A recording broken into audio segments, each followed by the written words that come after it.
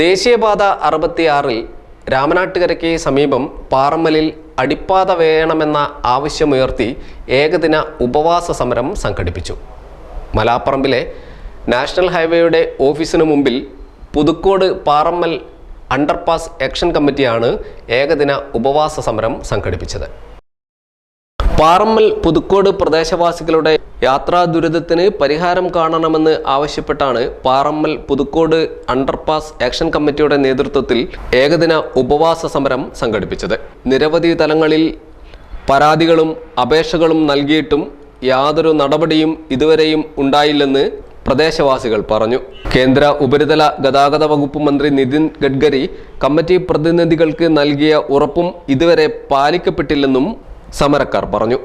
വാഴയൂർ ഗ്രാമപഞ്ചായത്ത് president T P. Vasudevan master സമരഭടന്മാരെ shawl അണിയിച്ച് ഉപവാസം ഉദ്ഘാടനം ചെയ്തു. ന്യായമായ ആവശ്യമാണ്. നമുക്ക് ഫുട് ഓവർ ബ്രിഡ്ജ് നൽകുമെന്ന് അവർ പറയുകയും എന്നാൽ ഇന്നുവരെ അതിന്റെ യാതൊരുവിധ പണി ആരംഭിക്കുകയും ചെയ്തിട്ടില്ല. നമ്മുടെ രക്ഷിതാക്കളെ സംബന്ധിച്ചിടത്തോളം അല്ലെങ്കിൽ അന്നന്ന് അന്നം തേടി പോകുന്ന സാധാരണക്കാരായ സ്ത്രീകളും അതുപോലെ തന്നെ പുരുഷന്മാർ ഉൾപ്പെടെയുള്ള ആളുകളെ അവര് 5 കിലോമീറ്റർ സഞ്ചരിച്ച് വേണം തങ്ങളുടെ വീടുള്ള ഭാഗത്തേക്ക് എത്തുന്നത്.